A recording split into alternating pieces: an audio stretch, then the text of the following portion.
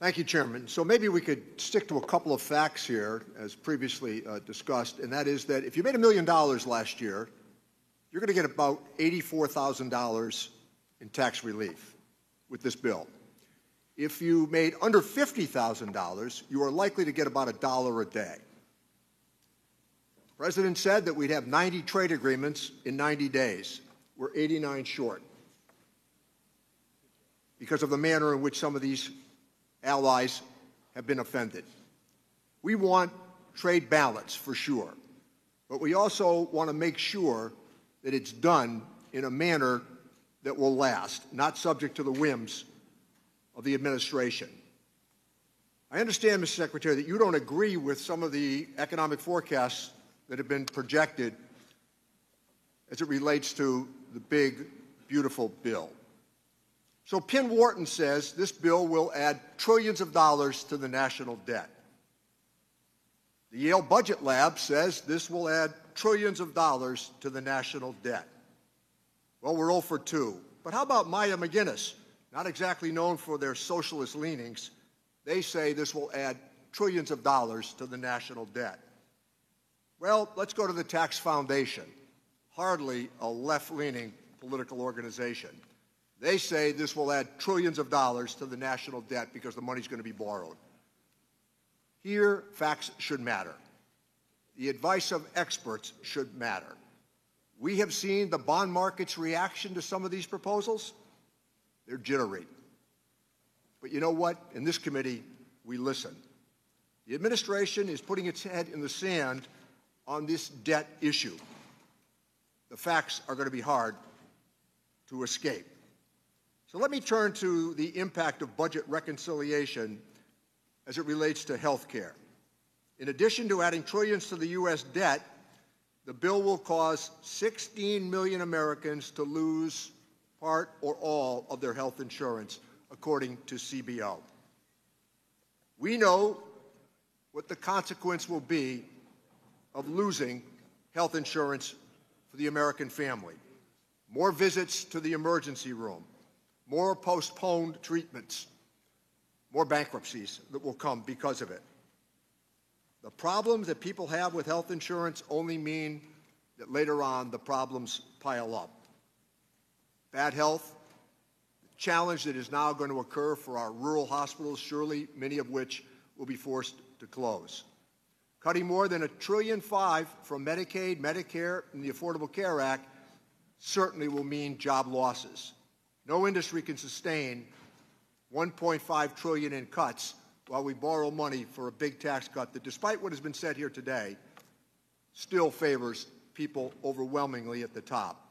Let me say, in regard to the testimony, Mr. Secretary, that you've offered, there's another key consideration here.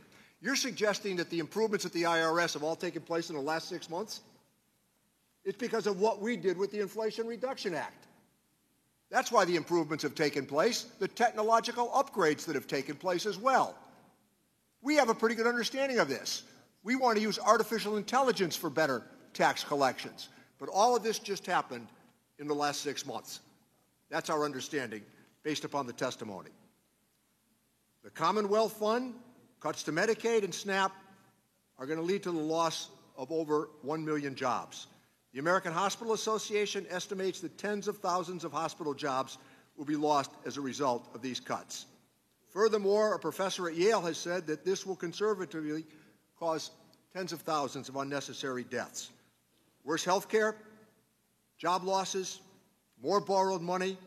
The American people deserve considerably better than what we're being told. But let me offer this challenge, Mr. Secretary.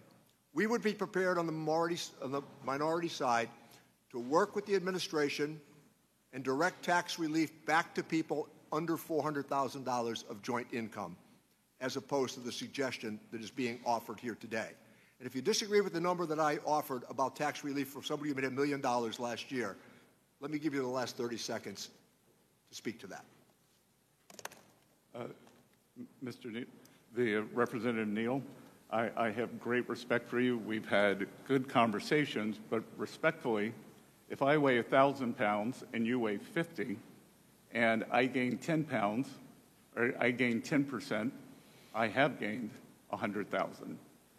That during President Trump's first tax cuts, the share of taxes paid by the high end of taxpayers increased by more than 7%.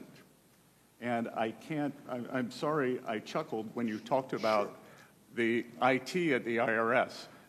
The program is 35 years behind schedule. 35 years.